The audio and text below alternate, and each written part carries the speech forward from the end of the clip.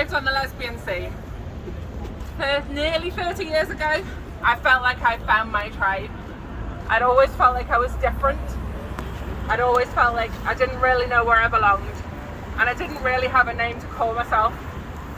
When I arrived on the scene, there was drink, there was drugs, there was dysfunctionality, but these were my people, and we were united together against homophobia and against discrimination. And there were people in all walks of life, all politics, and we just got along. Even if we disagreed, we got along with each other. And the older lesbians looked after the younger ones, and they looked after the fellas too. Why did they look after the fellas instead of the older men? Because there weren't any older men. They'd been decimated by the AIDS crisis. And I remember that place. I remember that place held safe by women. And I loved those women then, and I love them still now. My wife is one of them, and she's my heart's home. But what about a young woman today who decides to seek out other lesbians?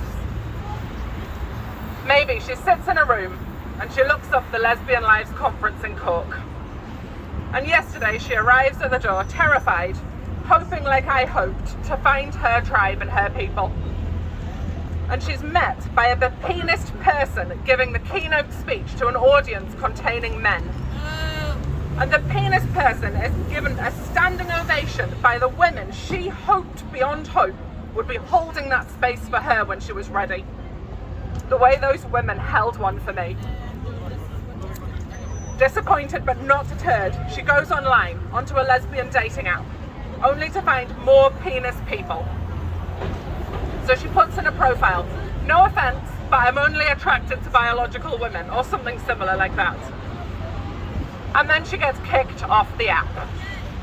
She might try Twitter or Reddit or the online platforms trying to find her tribe and find herself excluded from one after the other. Meanwhile, that rapturous applause in Cork is still ringing in her ears. That day she felt humiliated and marginalised in what should have been her own space. I could weep for her.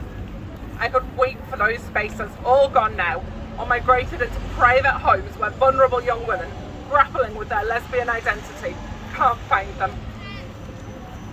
Shame on the women at that conference who held open the door to allow males in, and then stood in rapturous applause as they had their own sexuality explained to them by a man. A man who campaigned against women's rape shelters and claims to be a dildo-packing leather dyke from hell. For absolute shame. The other side of this debate claims so frequently they're the most vulnerable in society, that they're marginalised, that they need fair and equitable solutions, fair for everybody. And I'm here to say that women have spent 100 years campaigning for fairness and equality.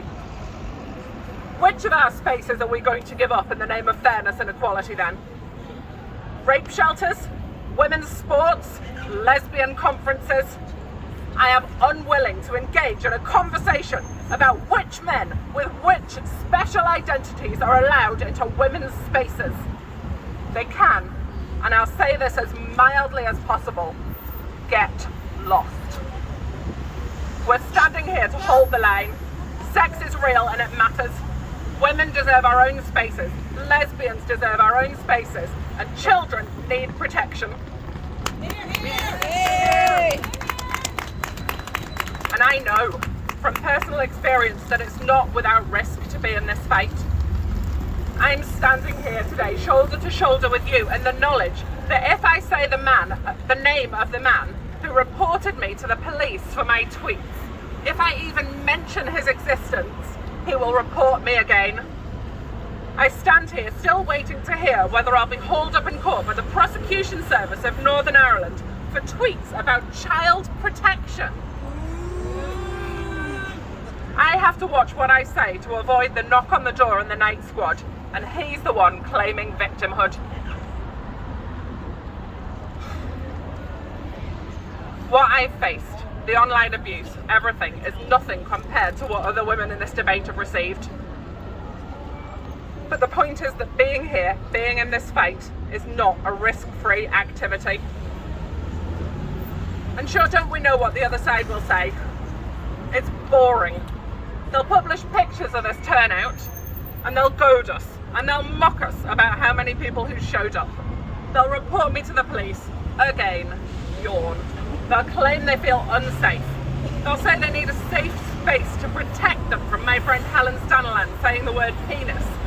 Meanwhile, women who don't want to see actual penises in the changing room are branded bigots and told to avert their eyes. What is going on? They're boring and they will lose. If we have to win this fight in every generation, we will win it. I'm not going to waste 1 minute of my time working out which of women's and lesbians' hard-won rights we should give up in the name of fairness. If somebody else takes your things and you tell them to get lost, then they tell you that you need to be fair and give them half of your things instead, your answer should not be to negotiate or to capitulate. Your answer should be to tell them, go away.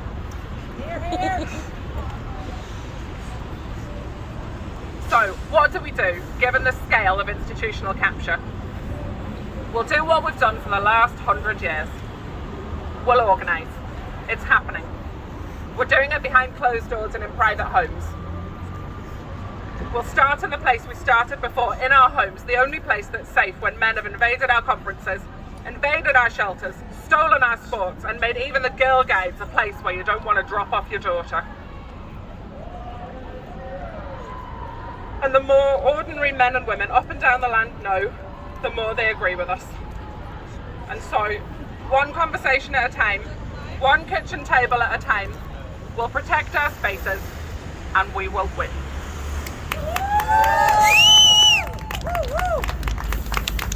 Rachel's going to talk next. She's come all the way from Dublin and she is completely amazing. If you haven't read her book, you definitely should. Rachel, you should tell them about it. And I think the world of it.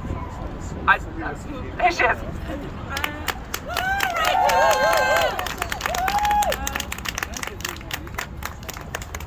Thanks so much, Ceri. Yes.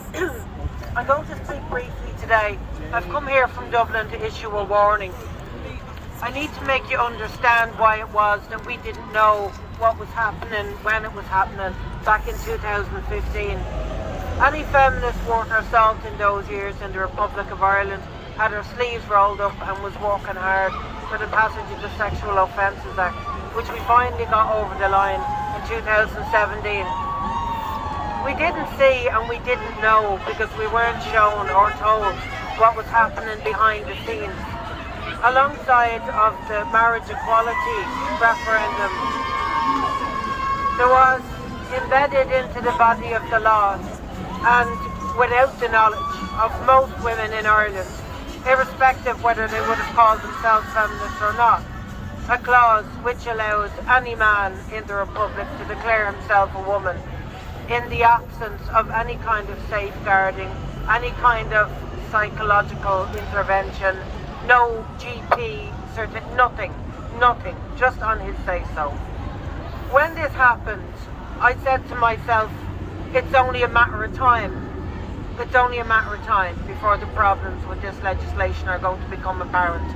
And I wanted to know, and I asked women up and down the land, working class women, middle class women, professional women, did you know? Did you know? Did you know? The answer from the working class women was always the same. No, they didn't know. They hadn't a clue. They didn't know any more than I knew. And I was knee deep in feminist activism. But I asked the professional women, the women of the NGO world in the Republic, oh yeah, we knew. Yeah, they did know. And they never bothered telling the rest of us. And in their fantasy reality that they live in, they believed that because they knew, women more generally knew. Now, what this says to me and what I should say to any thinking person is that it's evidence of the class divide that persists to this day in the Republic of Ireland. It's never talked about. We talk about just about everything else, but we never talk about class and the real implications of class in Irish women's lives. Because you have an enormous segment of the population that doesn't know because they're not told. They're not even told, never mind consulted or asked. So anyway, that legislation passed, and sure enough, a few years later, we have men walking around the women's wings of our prisons. And I think that the most notable example probably is a person who calls himself Barbie Kardashian. Now, Barbie Kardashian is a very disturbed young man, so much so that his own mother had to take his little sister and move across the country to get away from him after he had tried to murder her. He then went on to tear at the eyelids of his female social worker with such force that she had to be hospitalised and surgically treated in order to sew up her eyelids. I could go on and on and on. The details are horrific. But anyway, he was sent to Limerick Women's Jail because he was in possession of a gender recognition certificate. Now, the bones of this and what it shows you is that, let me backtrack a moment.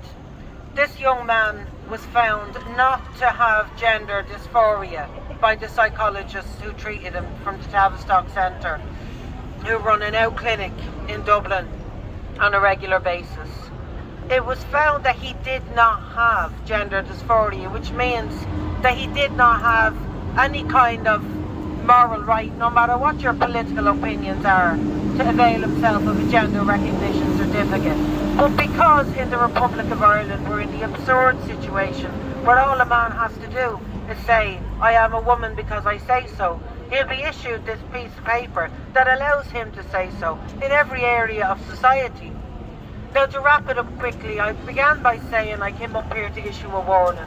The warning is to the men and women of Northern Ireland more generally. This is what you're setting up for your daughters if you don't step in now and do something about it. And I would say that you're very lucky, actually, because you have the heads up. We didn't know what was going on behind the scenes. But Northern Ireland is in a peculiar situation now where it is caught really between a rock and a hard place. Geographically, ideologically, and every other way. You can see what's happened in the Republic. You can see what's just happened in Scotland. You have a choice. You have a choice that we didn't have at the time. It's going to be so much harder for us to overturn a piece of legislation that should not be there. It'll be so much easier for you to prevent that legislation in the first place. I hope you do so. Thank you.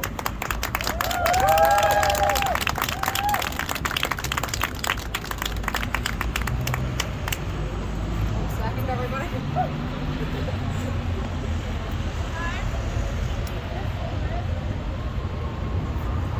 There.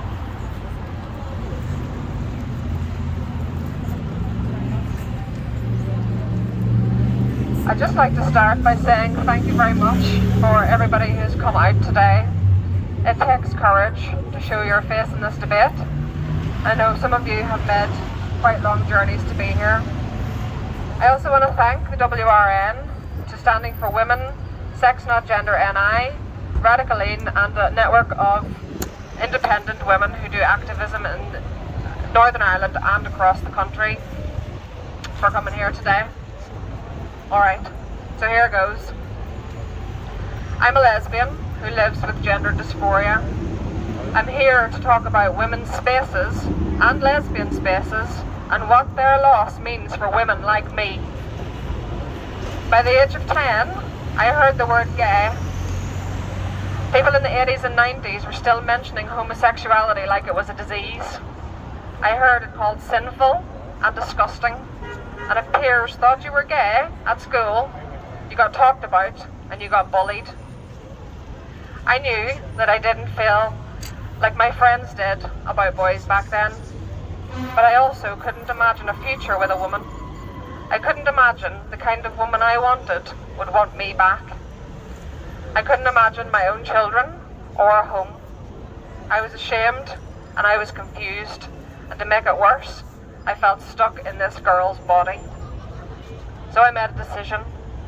I might be a girl, but I was going to be a strong one. I took part in all the sports, I cycled, and I lifted weights. I wish there was somebody, even just one person back then, who could have explained to me what a lesbian was. I needed somebody who understood to tell me it was okay to be who I am. I needed women in my life who love other women. I wish there had been lesbian spaces for me to find, but there were none. I was alone, carrying a secret, and that made me vulnerable. The young women today looking for lesbian spaces on this island are plunged back into the same position I was 20 years ago. If I had arrived at that travesty of a lesbian conference in Cork on Friday to meet men and males claiming to be lesbians, I would have thought to myself, if that's a lesbian, then I'm no lesbian. I would have denied my own existence. I would have become more lonely, more lost, and more confused. Young women seeking lesbian spaces are often vulnerable. Many of these women are lonely, isolated by shame, desperate for love and understanding. They need space to be held for them and ground to stand on. They need a safe place to land. They need the company of women and of other lesbians. They need to work out that being a lesbian is a beautiful thing with a proud history, and they need the safety of women-only spaces to do that. In 2022, these young women find single-sex spaces have vanished. There is not one single inclusively lesbian space left on this entire island. If women want to go to lesbian spaces, we have to take a plane or a boat, or we have to make our own. In the supposedly lesbian spaces that do exist, males make keynote speeches and sit among the audience. If women say they're same-sex attracted, not same-gender attracted, they're kicked out of those spaces and shunned. It's an absolute disaster for the lesbian community.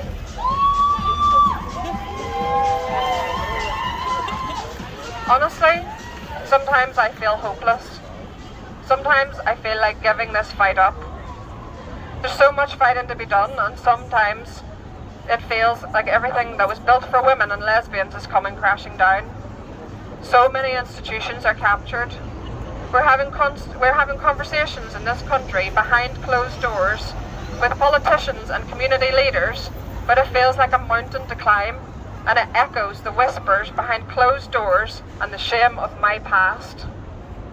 Meanwhile, I've had to sit in my own garden with my wife and ask, what if they come for us? I've bought security cameras and put them outside my own house. I've had to write on my wedding invitations to keep the time, the place, and the date secret. I've had to explain to my children why the police want to arrest my wife, as my 9-year-old had answered the door to policemen. And months on from that, I still don't know whether my wife will be dragged through the courts for tweets about child protection. Let me say that again. About child protection. So even my home doesn't feel like a safe space it once did. And make no mistake, the other side want to reach into every area of our lives. They want to control what we think, what we do, and what we say. They want access to our children, to indoctrinate them without our say-so via the internet and schools and wherever else they can.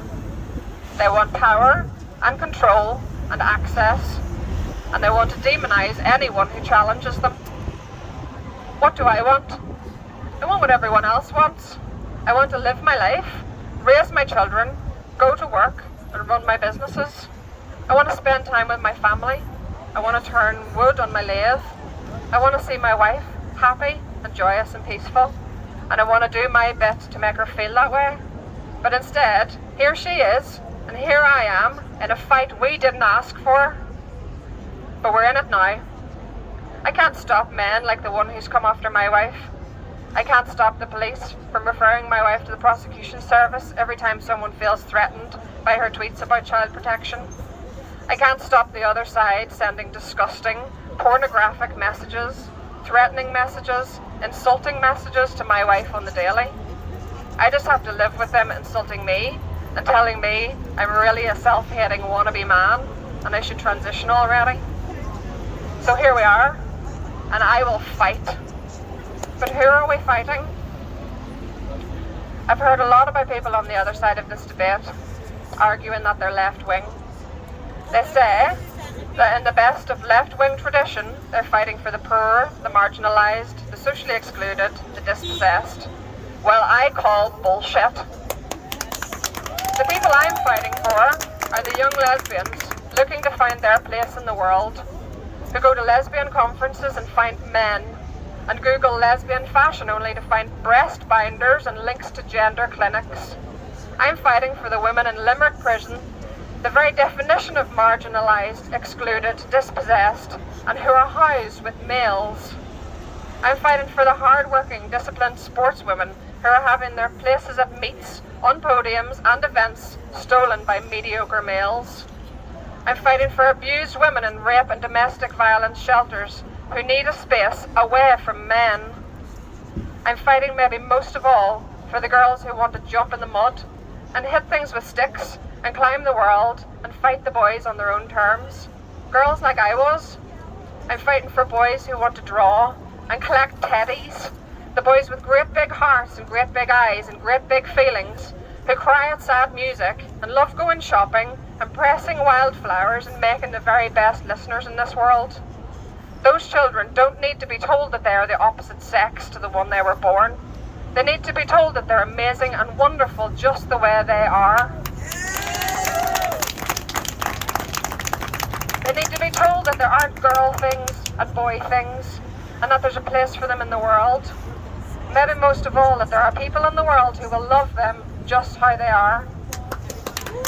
The kind of radical self-acceptance I'm trying to foster in my own children is a lesson that's taken me, personally, a lifetime to learn. The space I learned it in was in the end my wife's arms. And now I've found it. I've found my voice. I've found my strength. I'm here, being what I need, and doing my best to build, again, what's been lost. Thank you very much for coming here today.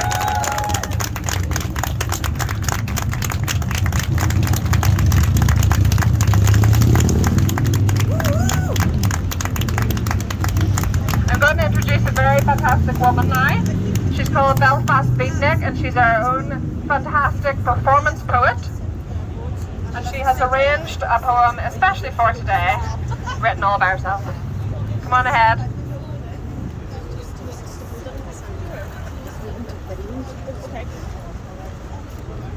You gonna do it? Oh,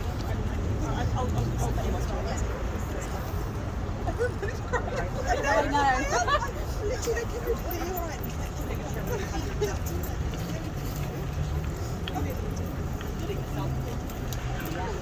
I just want to start with some thanks. I want to thank all the women in my life who have taught me something, told me something, and showed me the kind of woman that I want to be. A special shout out to all my space friends, the women and men that have been sharing their expertise, knowledge of complex medical conditions, their experiences, their ideas about what we respect everybody, and that we respect everybody for who they are.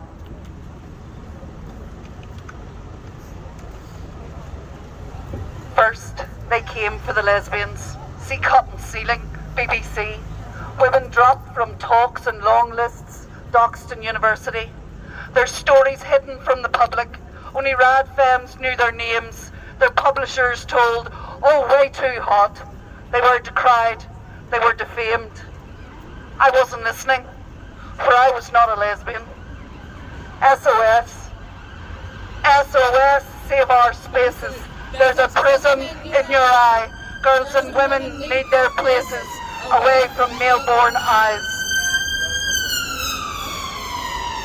Then they came for gay men, told they must be a girl, reclaimed the word queer, a slur in the ear of so many who suffered a kick, told they should like manly women, let girls into their scene, an awkward predicament for gay men not green. Many thought it was inappropriate. I hadn't heard, for I was not a gay man. SOS. SOS, save our spaces. There's a prism in your eye. Girls and women need their places away from male-born eyes.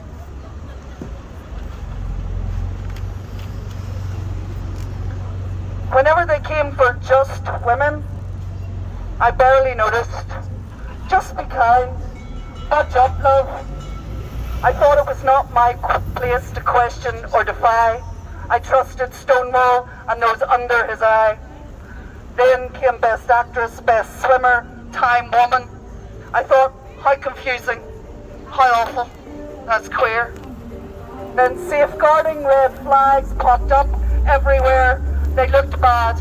I asked questions, tried to speak, was shut down. I opened my eyes. SOS. SOS, save our spaces. There's a prism in your eye.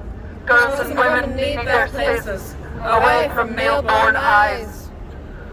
Now we're telling little children they may not be boys or girls before they've had a hair's breadth chance to grow out their baby curls. Our swimmers, gyms and retail shops say self-ID is fine. Does no one see a problem here? Can we not agree a line? I'm paying full attention now. I am listening. What is the truth? SOS. SOS, save our spaces. There's a prism in your eye. Girls and women need their places away from male-born eyes. Thank you, everybody. Our little girls, our young women, our daughters, granddaughters, nieces and our mothers, stepmothers and grandmothers, our foremothers, our female friends, our sisters. Women of all religions, ethnicities, creeds and political traditions are here.